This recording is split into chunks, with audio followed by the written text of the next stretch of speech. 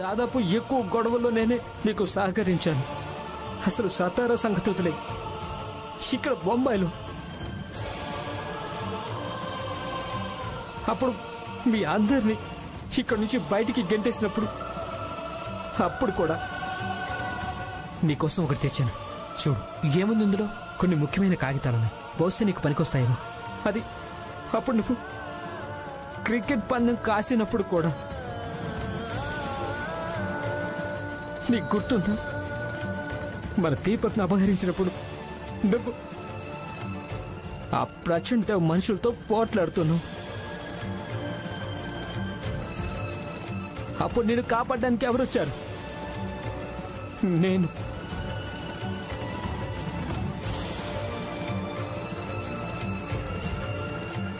అప్పుడు ఆ పంచాయతీ పెద్దలు నిన్ను చెట్టి కట్టేసి కొట్టేవాళ్ళు. ఆ ఆంగ్లేయ అధికారిని ఎవరు తీసుకొచ్చారు? నేను, నీ బాల అన్నయ్య.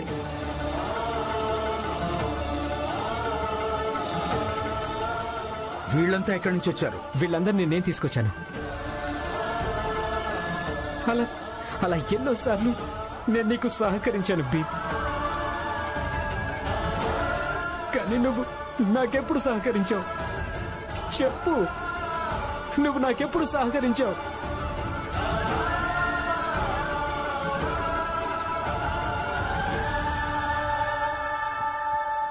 అన్నయ్య, బయట అన్నదమ్ములిద్దరూ ఒకరితో ఒకరు వాదించుకుంటున్నారు.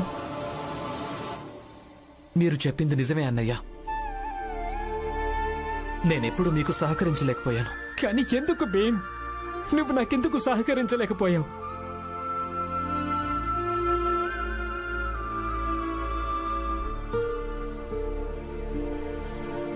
కేవలం నేనే నిన్ను ప్రేమిస్తున్నానా? నువ్వు నన్ను ప్రేమించట్లేదా? ప్రతి క్షణం కేవలం నాది తప్పుని రుజువు చేస్తూ ఉంటావు. అందరి ముందు కేవలం ఏం చూపిస్తూ ఉంటావంటే మీ ఈ బాలన్నయ్యకు అవగాహన లేదని. అంతేనా?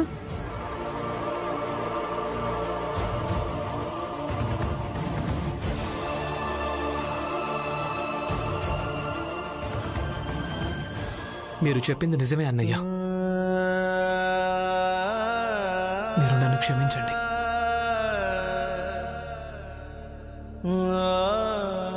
మీరు అందరి ముందు ఎందుకు ఇలా రాద్ధాంతం చేస్తున్నారు? మీరు లోపలికి పదండి. అక్క,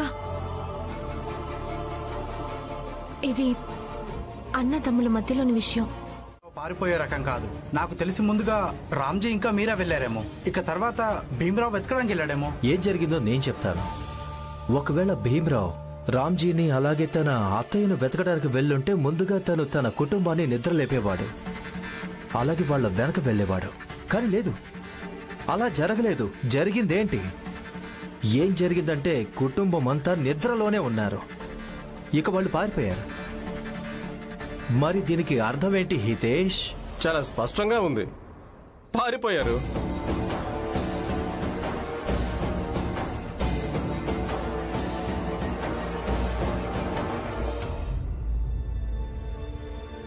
వీళ్ళిద్దరూ అబద్ధం చెప్తున్నారు. నాన్న, అత్తయ్య, మీరిద్దరూ నిన్న రాత్రి ఇంట్లోంచి బయలుదేరినప్పుడు అప్పుడే నాకు అర్థమైపోయింది. ఒకవేళ నేను తలచుకుంటే ఆ క్షణమే అందరినీ నిద్రలేపేవాణ్ణి. అక్కడ ఇంటి దగ్గరే మిమ్మల్ని ఆపేసి కూడా ఉండేవాణ్ణి. కానీ నేను చూడాలనుకున్నాను, వెళ్ళిపోతున్నప్పుడు మీకు మీ కుటుంబం కానీ మీ పిల్లలు కానీ గుర్తొస్తారా లేదా అని. నేను చూడాలనుకున్నాను, ఒక్క క్షణం పాటైనా మీకిలా అనిపిస్తుందా లేదా అని కూడా. మీరు ఇల్లొదిలి తప్పు చేశారని. కానీ మీకలా అనిపించలేదు. ఏం పర్వాలేదు, మీకు కొత్తిల్లే కదా కావాలి, కొత్తింటిని వెతుక్కోండి. నేనేమీ ఆపను. అలాగే నేను నాతో పాటు ఇంటికి రమ్మని కూడా అసలు అనను. నేను కేవలం మీ కొత్తింటి బయట కూర్చుని ఉంటానంతే. ఎంతసేపు కూర్చుని ఉంటానంటే మీరిద్దరూ స్వయంగా ఇలా అనేంత వరకు మేము ఇంటికొస్తామని. రమా, వాళ్ళ గురించి ఏమైనా తెలిసిందా? లేదు, ఏమీ తెలియలేదు. భీమరావు గురించి భీమ్రావు గురించి కూడా ఏం తెలియడం లేదు. నేను చెప్పాను కదా పెరికివాడు భీమరావు పారిపోయాడు. నేను చెప్పేది లేదు.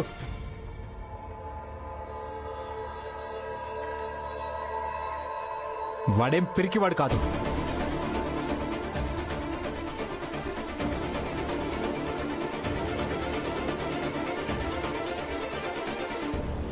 జోషి గారు, భీమ్ పారిపోయే రకం కానే కాదు.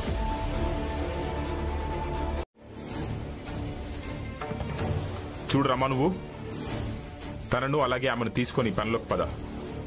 లేదంటే నీకు షరతు గుర్తుంది కదా, నేను ఇక్కడికి నిన్ను హెచ్చరించడానికి వచ్చాను. ఒకవేళ నువ్వు ఈరోజు పని పూర్తి చేయలేదో అందులో నాకే ప్రయోజనం ఉంటుంది. ఉచితంగా 1 నెల పాటు నాకు పని మనుషులు లభిస్తారు.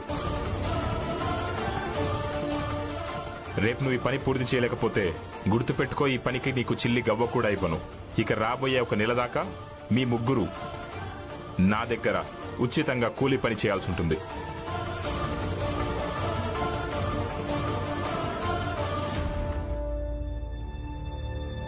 అసలు మీరేమంటున్నారు? అదంతా ఆమెనే అడుగు. అదంతా నేను అందరికీ చెప్తూ తిరగలేను. చూడండి, నేను కోర్టుగా వెళతాను. ఇక ఎవరైతే ఇక్కడి నుంచి పారిపోయారో వాళ్ల పేరున అరెస్ట్ వారెంట్ ఇష్యూ చేయిస్తాను.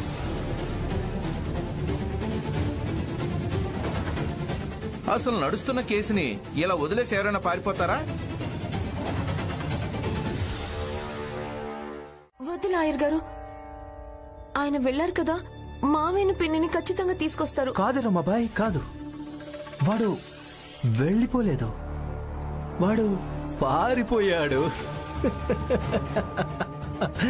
ఇక పారిపోయిన వ్యక్తి ఎవరినో ఎలా వెతికి తీసుకొస్తాడు చెప్పు? అసలు ఈ విషయాలతో నాకు ఎలాంటి సంబంధం లేదు. నాకు కేవలం ఇది చెప్పు, నా పని పూర్తవుతుందా లేక అవ్వదా? చూడండి, మీ పని సాయంత్రం కల్లా పూర్తవుతుంది, మీరు కంగారు పడకండి. నేనేం విన్నానంటే భీమ్రావు చాలా ధైర్యవంతుడని, న్యాయం కోసం పోరాడతాడని. నేను విన్న తప్పు. ఆ జీజాబాయ్ నాకు అబద్ధం చెప్పింది. జీజాబాయ్ భీమరావు ధైర్యవంతుడని చెప్పిందా? అబద్ధాల కోరు. అసలు ధైర్యవంతుడు కాదు, కేవలం అదృష్టవంతుడంతే. పదే పదే అదృష్టం సహకరించింది, దాంతో గెలుస్తుండేవాడు. కానీ ఎంతకాలం? ప్రతిసారి అదృష్టం సహకరించేది కదా. అదృష్టం రమకు కూడా సహకరించడం లేదు. అందుకే అక్కడ పని వదిలేసి ఇక్కడ ఇంటి సమస్యను పరిష్కరించుకోవడంలో తన సమయాన్ని వృధా చేసుకుంటుంది. ఆపండి, మీరు శాంతంగా ఉండండి. అరిచి అరిచి తమాషా చేస్తున్నారు. జోషి గారు, మీరు మీరు మీకైతే కేవలం నా భర్త అలాగే నా కుటుంబం సమస్యలో చిక్కుకోవడమే ఇష్టం కదా. మేమంత సమస్యలోనూ చాలా మీకు సంతోషంగా ఉందా? వెళ్ళండి, వెళ్ళి ప్రచండదేవి గారితో పండగ చేసుకోండి. మమ్మల్ని మా దారిని వదిలేయండి. లాయర్ గారు, మీరు సాయంత్రం దాకా ఎదురు చూడండి. ఆయన మామయ్య పిన్నిని వెతికి తీసుకొస్తారు.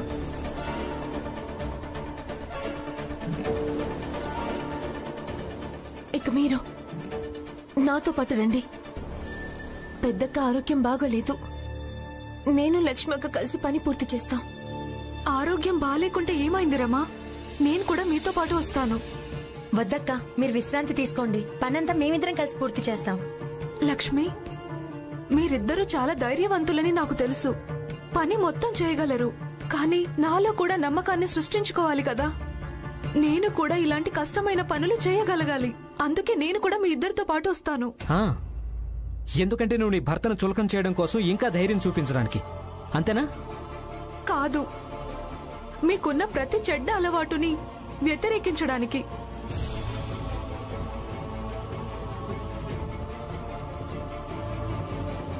రమా, లక్ష్మి,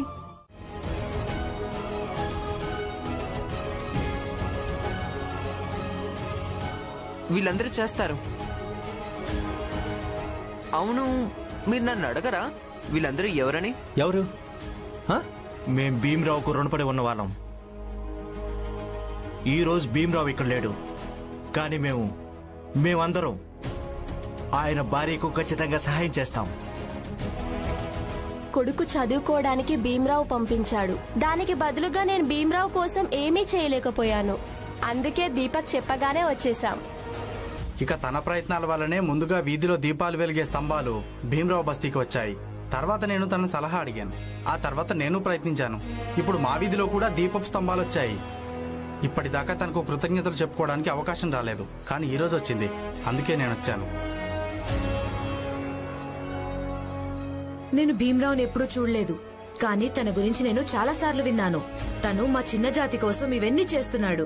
ఇక తన భార్యకు మేం సహాయం చేయకుంటే ఇంకెవరు చేస్తారు?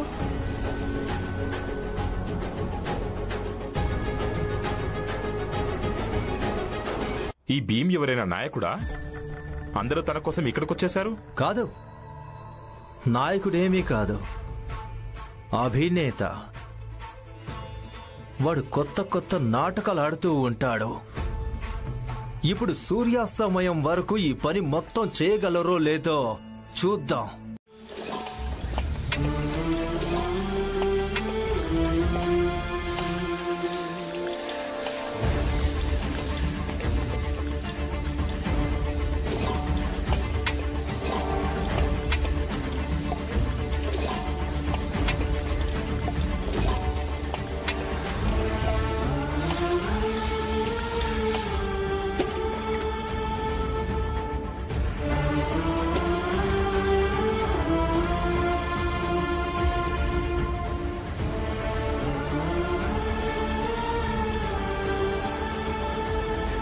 పని పూర్తయింది.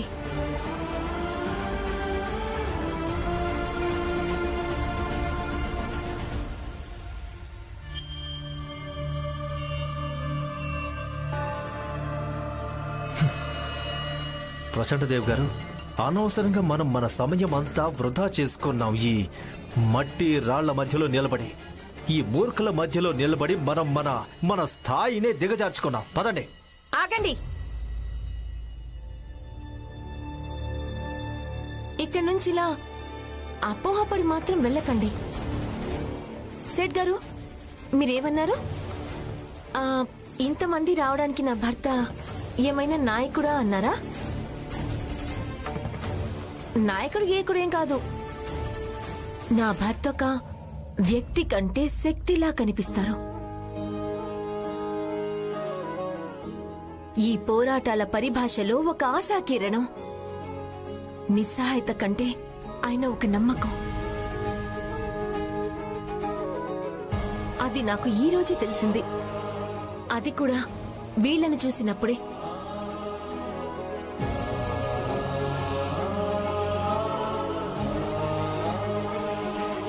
జోషి గారు, మీరు ఒకటి ఆలోచించండి. మా జాతిలోనే నా భర్త మాటలను చాలా మంది ఏకీభవించడం లేదు. అయినప్పటికీ వీళ్ళంతా నమ్మి వచ్చారు. ఏదో ఒక రోజు నా భర్త మాటలను ఏకీభవించే వాళ్ళ సంఖ్య పెరిగిపోతుంది. ఆ రోజెంతో దూరంలో లేదు.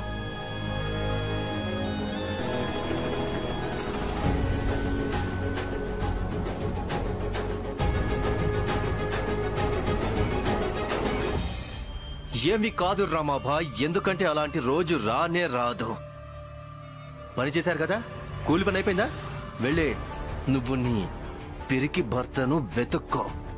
లాయర్ గారికి సమయం ఇచ్చావు కదా, సమయానికి ఒకవేళ నీ భర్త కనిపించకుంటే తనొక విద్యార్థి నుంచి అపరాధిలా మారతాడు రమాభాయ్. రమా, అక్కడెక్కడా లేరు. నేను అట్నుంచే వస్తున్నాను. ఎక్కడికి వెళ్ళిపోయారు? అలా ఎలా వెళ్ళిపోయారు? ఎప్పుడు పెద్ద పెద్ద మాటలు చెప్తారు. రమా, నేను నీ దగ్గర ఏమీ దాచిపెట్టను. పొద్దు పొద్దునే చెప్పకుండా వెళ్లారు. అసలేమీ చెప్పలేదు. నాకేమనిపిస్తుందంటే, ఒకవేళ నాకు దొరికారంటే బాగా గొడవ పడతాను. ఊరికే వదలను, అసలు మాట్లాడను. రమా, నువ్వేం బాధపడకు తల్లి, వచ్చేస్తారులే. వస్తారని నాకు కూడా తెలుసమ్మా, కానీ ఎప్పుడు? పొద్దుననంగా వెళ్లారు, కానీ రాత్రి అయిపోయింది. రమా,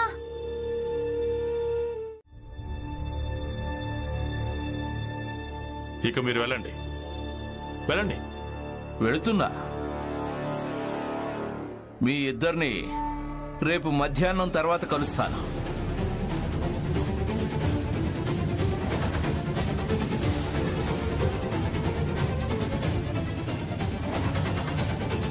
ఇంకొక అధ్యాయం ముగిసిపోయింది కదా?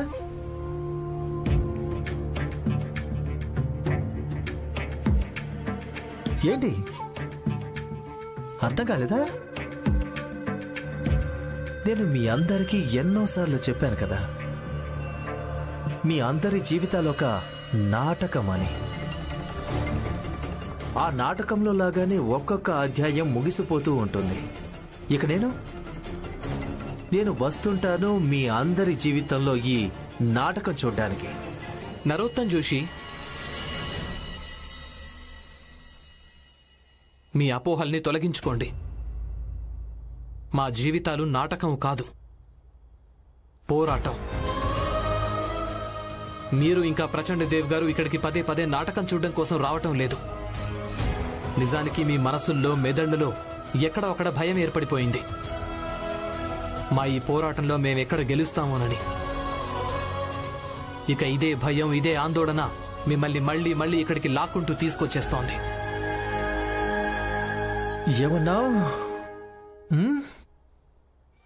నాటకం కాదు, పోరాటమా? కాదు, ఇది నాటకమే. చూడు, నీ తండ్రిని చూడు. తన ముసలి వికలాంగురాలైన చెల్లిని తీసుకుని రాత్రికి రాత్రి పారిపోయాడు. కొడుకు ఏం చేస్తాడు? కొడుకు తండ్రిని వెతికి తీసుకొస్తాడు. మీరు లేచి వెళ్ళినప్పుడు నన్నెందుకు లేపలేదు? ఎందుకంటే నేను వాళ్ళని వెతకడానికి కాదు, ఇంటికి తిరిగి తీసుకురావడానికి వెళ్ళాను. ఎక్కడికి వెళ్ళినా సరే నన్ను కూడా వెంట తీసుకెళ్ళాలి, తెలుసా? అదేంటి? ఆ సమయంలో నిన్ను లేపడం మంచిదని నాకు అనిపించలేదు. మీరు పడుకోవడం మంచిదని నాకు అనిపిస్తుంది. పక్క సర్ది పెట్టాను, నిద్రపోండి. రమా, అసలేమంటున్నావు? అది జరిగిపోయింది కదా, ఇక దాన్ని వదిలే. సరే, ఇక నుంచి గుర్తు పెట్టుకుంటానులే. నువ్వేం అంతగా కోపడాల్సిన అవసరం లేదు. నేను అడుగుతోంది నిన్నే, నీతోనే మాట్లాడుతున్నాను రమా. నేను నా పక్క వేసుకున్నాను, నేను పడుకుంటున్నాను, మీరు పడుకోండి, ఏమీ కాలేదు. అదేంటి అంటే? అంటే కోపడాలనుకుంటే నీకేదనిపిస్తే అది చేసేస్తావా? ఇక వదిలేయచ్చు కదా, జరిగిపోయింది కదా. అయినా అంతగా ఏం జరిగింది రమా? అంతగా ఏం జరిగిందా? మీకు తెలుసా, పొద్దున మీరు ఇంట్లో లేనప్పుడు నాకేమనిపించిందో?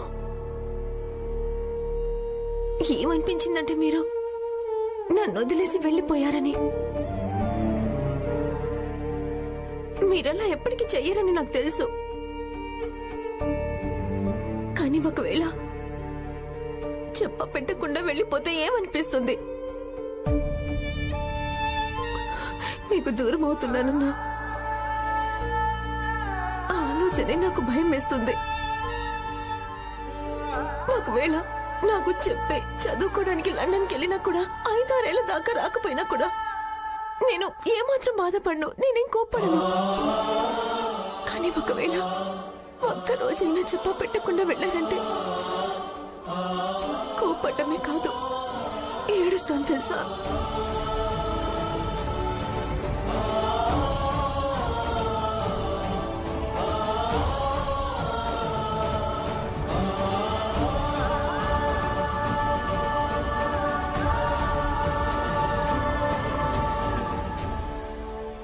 ఏం జరగలేదు, వెళ్ళి పడుకోండి. ఒకసారి మీరు నా స్థానంలో ఉండి చూడండి, ఏం జరిగిందో అప్పుడు తెలుస్తుంది.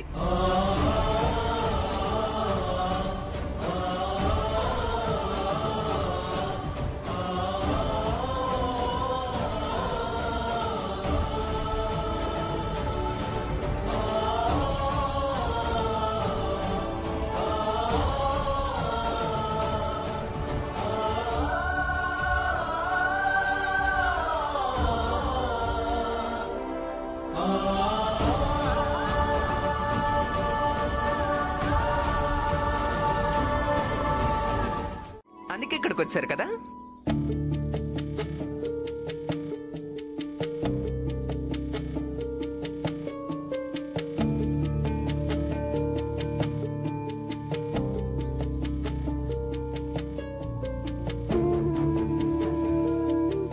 ఈ దీపక్ ఏం చెప్పి వెళ్ళాడో అది మీ మీద ప్రభావం చూపించకూడదు. ఎందుకంటే మీరే చెప్తుంటారు కదా, మగవాడు ఇచ్చిన మాటకు కట్టుబడి ఉంటాడని. ఇదిగో తీసుకోండి, ఈ చాయ్ తాగండి. తీసుకోండి.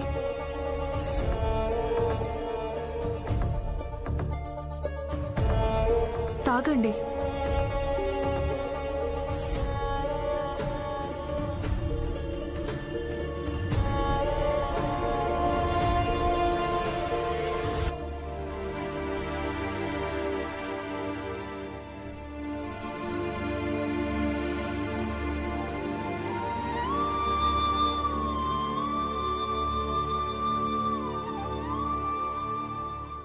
ఈ రోజు ఇది నా మొదటి గెలుపు.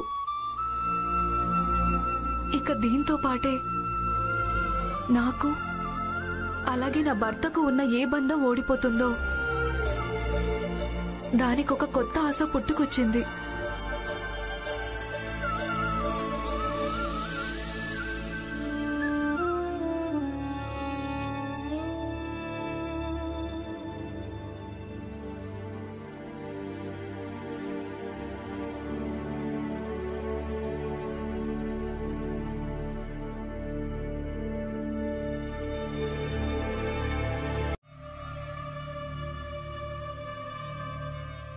చెప్పు.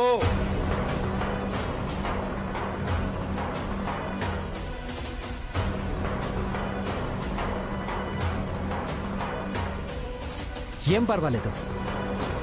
ఒకవేళ మీరు ఇప్పుడు చెప్పాలనుకోకుంటే మాకు చెప్పకండి. కానీ ఇది ఒకవేళ భీమ్కి తెలియగానే వాడు మీ చేత ఎలాగో నిజం కక్కిస్తాడు, అది కూడా న్యాయస్థానంలో. అందుకే ఏం చెప్పాలనుకున్నా ఇక్కడే చెప్పండి.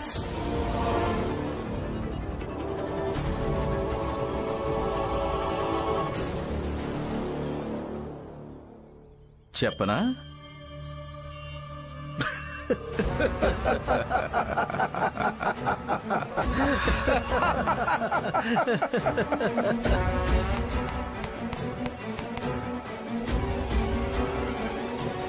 శభాష్ శభాష్.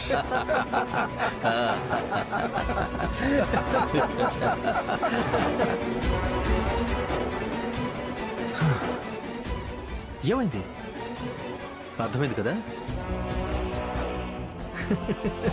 పోన్లే, మంచిదే. సగం నిజం ఎలాగో నీకు తెలిసిపోయింది కదా బాలా. ఇప్పుడు నిజం మొత్తం తెలుసుకో. ఆ కారణంగా నీ తమ్ముడు భీమరావుని ఎందుకు కష్టపడేలా చేయాలనుకుంటున్నావు? బాలా, ఎలాగో మీరందరూ మీ పని మొత్తం మీ చిన్న తమ్ముడు భీమరావుతోనే చేయిస్తారు కదా.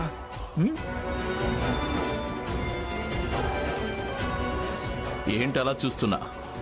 నీకు ఇప్పటికి కూడా అర్థం కాలేదా? నేను వీళ్ళిద్దరు మనిషినే. ఇంకేమైనా తెలుసుకోవాలనుకుంటున్నావా? సరే, నేను ఇప్పుడే వెళ్ళి భీమ్కి నిజమంతా చెప్పేస్తాను. తర్వాత ఈ కేసు ఈ రోజు ఇక్కడే ముగిసిపోతుంది కదా. వాణ్ణి పట్టుకోండి.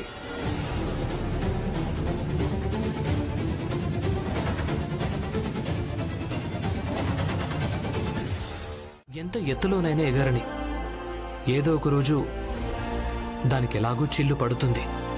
ఇక అన్యాయం అనే గాలి బూర పగిలిపోతుంది. మీరు ఈ విషయం గురించి బాధపడకండి. మనమందరం న్యాయం పక్షాన్నే నిలబడి ఉన్నాం. ఇక న్యాయస్థానంలో న్యాయమే విజయం సాధిస్తుంది.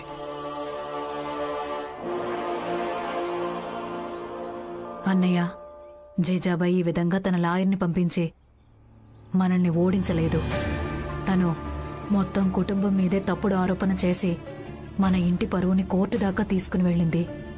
ఇప్పుడు మనం ఈ విషయానికి భయపడొద్దు, అలాగే ఓటమిని కూడా అంగీకరించొద్దు. అలాగే మేమందరం తోడుగా ఉన్నాం. అందుకే ఎదిరించి పోరాడదాం.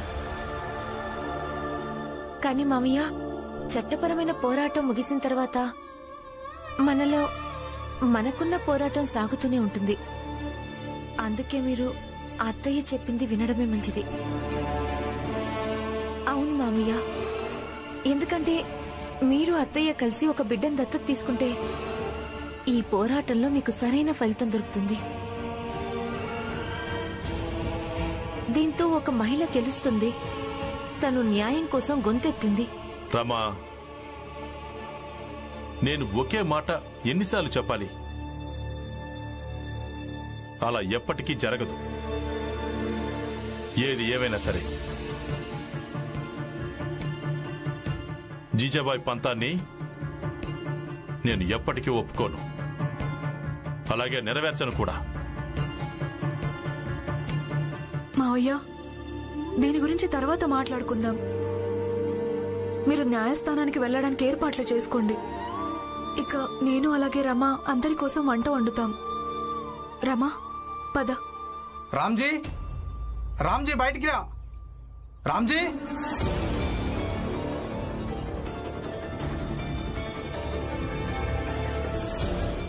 అవును బిడ్డను దత్తత తీసుకోవాలి. రామ్జీ బిడ్డను దత్తత తీసుకో. రామ్జీ బిడ్డను దత్తత తీసుకో. అవును బిడ్డను దత్తత తీసుకోవాలి. జీజాబాయ్ చెప్పింది విను. బిడ్డను దత్తత తీసుకో. అవును బిడ్డను దత్తత తీసుకో. రామ్జీ బిడ్డను దత్తత తీసుకో. అవును బిడ్డను దత్తత తీసుకోవాలి. రామ్జీ, అవును బిడ్డను దత్తత తీసుకోవాలి. రామ్జీ బిడ్డను దత్తత. రామ్జీ, ప్రపంచం మొత్తం ఒక్కటైనా సరే, కానీ నువ్వు బిడ్డను దత్తత తీసుకోవడానికి వీల్లేదు. అవును బిడ్డను దత్తత తీసుకో. అవును బిడ్డను దత్తత తీసుకోవాలి. జీజాబాయ్ చెప్పింది విను. బిడ్డను దత్తత తీసుకో. అవును బిడ్డను దత్తత తీసుకో. రామ్జీ బిడ్డను దత్తత తీసుకో.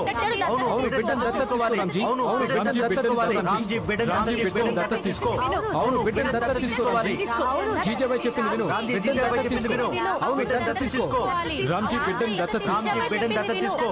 అవును బిడ్డను దత్తత తీసుకోవాలి. రామ్జీ, అవును రామ్జీ బిడ్డను తీసుకో. రామ్జీ బిడ్డను దత్తత తీసుకో. అవును బిడ్డను దత్తత తీసుకోవాలి. జీజాబాయ్ చెప్పింది విను. బిడ్డను దత్తత తీసుకో. అవును బిడ్డను దత్తత తీసుకో. రామ్జీ బిడ్డను దత్తత తీసుకో.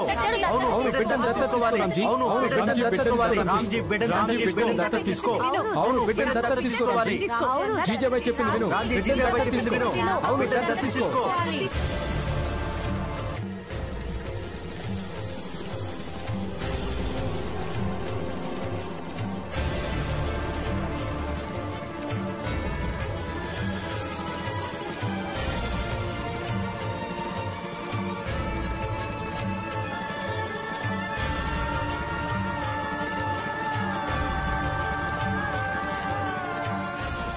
నాన్నా,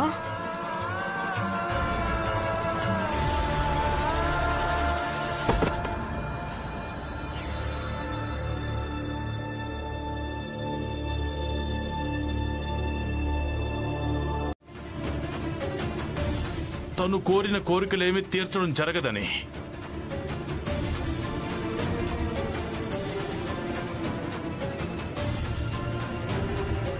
తనెప్పటిదాకా నా దగ్గర ఉందో అప్పుడు కనీసం తను నా భార్య అని నా గుర్తుకొస్తుండేది. తన విషయంలో నేనెప్పుడు కఠినంగా ప్రవర్తించలేకపోయాను. కానీ నాకు దూరంగా ఉంటే మెల్లమెల్లగా తను నా దృష్టిలో చనిపోతుంది. అలాగే నేను తన దృష్టిలో చనిపోతాను. అన్నయ్య, మీరెందుకు అలా అంటున్నారు?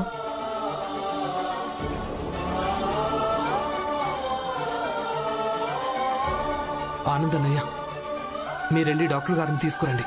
ఒకవేళ డాక్టర్ దొరక్కుంటే కనీసం నాన్న కోసం మందైనా తీసుకుని రండి. వెళ్ళండి. నేను ఇప్పుడే తీసుకొస్తాను. రమా, నువ్వు నాన్న దగ్గరుండు. నేను జీజాబాయి గారి కోసం ఉత్తరం రాస్తాను. వద్దు భీమ్, నువ్వు తనకి ఎలాంటి ఉత్తరం రాయడానికి వీల్లేదు. లేదంటే నా మీద ఒట్టు లాంటివేం పెట్టకండి నాన్న.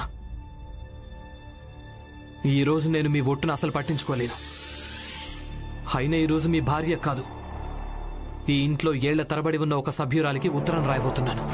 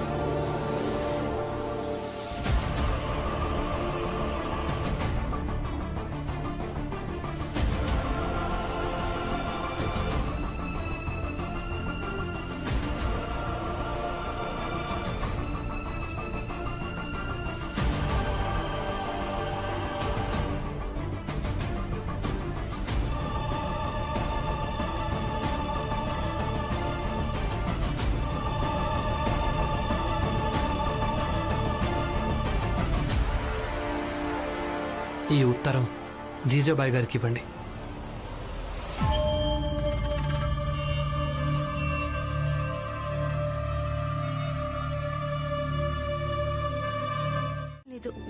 కానీ ఎందుకు? ఆయన ఉత్తరాన్ని చించి పారేశారు అంటే దానికి అర్థం ఒకటే అయి ఉంటుంది, ఆయనకి ఇష్టమే లేదు మనం జీజాబాయి గారిని సంప్రదించటం. అవును, కానీ ఆయన అది అత్తయ్య దగ్గర నుంచి ఒక వ్యక్తి వచ్చారు కదా, ఆయనకు కూడా ఈ ఉత్తరాన్ని ఇవ్వనీలేదు. అంటే ఆయన ముందే ఊహించారు ఆ వ్యక్తి ఈ ఉత్తరాన్ని ఖచ్చితంగా అత్తయ్యకి ఇస్తారని. వీలైనంత త్వరగా వ్యక్తిని వెతకాల్సి ఉంటుందిరమ్మా, నాకిప్పుడు అనుమానం వస్తోంది. కానీ ఎక్కడ ఎలా అని వెతుకుతారు? న్యాయస్థానానికి వెళ్ళాలి కదా. నాకేం అర్థం కావటం లేదు. శాంతంగా ఉండి ఆలోచిద్దాం. చూడు, అప్పుడు నేను బౌద్ధ భిక్షువుల్ని కలిసినప్పుడు వాళ్ళు కూడా ఇదే చెప్పారు. ఎప్పుడైనా మార్గం స్పష్టంగా కనిపించినప్పుడు అప్పుడు పూర్తిగా మనోధైర్యంతో ముందుకు సాగటం మంచిదని. అనుకూల దృక్పథంతో ముందుకు సాగామంటే అదే అనుకూలత మనకు సహకరిస్తుంది. మనం ముందుకు సాగుతాం, వెతకడానికి ప్రయత్నిద్దాం. ఎవరికి తెలుసు, మనం ఆ వ్యక్తిని వెతికి న్యాయస్థానానికి సమయానికంటే ముందే చేరుతామేమో. పదండి వెళ్దాం. మీరే స్వయంగా ఇంటికి రావచ్చు. ఇలా పారిపోవటం వల్ల సమస్యలు పరిష్కారం అయిపోవు. నిజానికి పారిపోతే సమస్యలు ఇంకా పెరిగిపోతాయి. ఇంటికి రండి.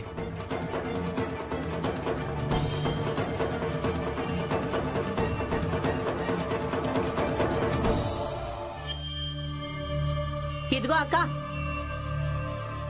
వీళ్ళిద్దరికి చెప్పు ఇక్కడ నాకు ఉద్యోగం వచ్చిందని, అలాగే నాకు జీతం కూడా వస్తుంది అని. అవును బాబు, తనకి ఉద్యోగం దొరికింది, అలాగే ఈమెకు నెల నెల జీతం కూడా వస్తోంది. ఇప్పుడు చెప్పండి, ఈ ఉద్యోగాన్ని వదిలేసి ఈ సంపాదన వదిలేసి ఇలా వెళ్లడం మంచిదేనా భీమరావు? మాట్లాడరేంటి? నాకు సమాధానం చెప్పండి. ఒకవేళ సమాధానం మీ దగ్గర లేకపోతే ఇక్కడి నుంచి వెళ్ళిపోండి. కానీ అత్తయ్య, ఇది కూడా మంచిది కాదు కదా. మీరిలా దూరంగా రావడం, ఇంట్లో వాళ్ళ మీద న్యాయస్థానంలో వాదించడం. ఒకవేళ మీకు వాదించాలనుంటే ఇంట్లో వాదిద్దాం పదండి. కేసుతో పనేంటి చెప్పండి. కేసా? నేనెలాంటి కేసు పెట్టలేదే. అంటే ఒక లాయర్ గారు ఇంటికి వచ్చారు. ఇక ఆయన ఏం చెప్పారంటే మీరే ఆయన్ని పంపించారని, ఒకటి మీ పంతాన్ని నెరవేర్చాలని, లేకపోతే మా అందరినీ న్యాయస్థానంలో దోషులుగా రుజువు చేసి శిక్ష వేయిస్తానన్నాడు. అవునా? ఇక మధ్యాహ్నమే వాదనుంది, అందరు కంగారు పడుతున్నారు.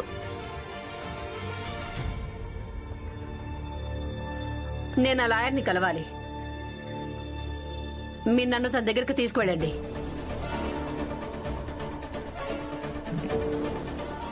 పదండి.